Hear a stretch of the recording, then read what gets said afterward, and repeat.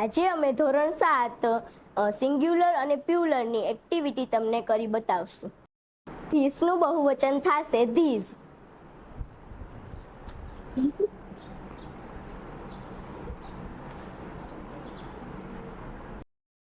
ધેટનું બહુવચન થશે ધોઝ. ઈઝનું બહુવચન થશે આર.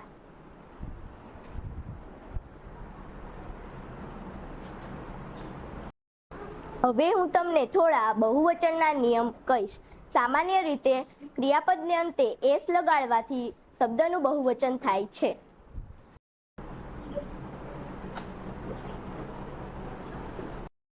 જે ક્રિયાપદને અંતે S, double S, SH, CH, O કે એક્સ હોય તો તેની પાછળ ઈએસ પ્રત્યય લાગે.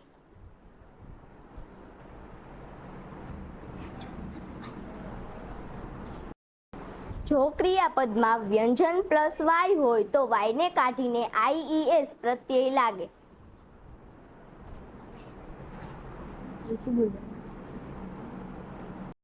જો ક્રિયાપદને અંતે એફ હોય તો એફને કાઢીને વીઈએસ લગાડવાથી બહુવચન થાય.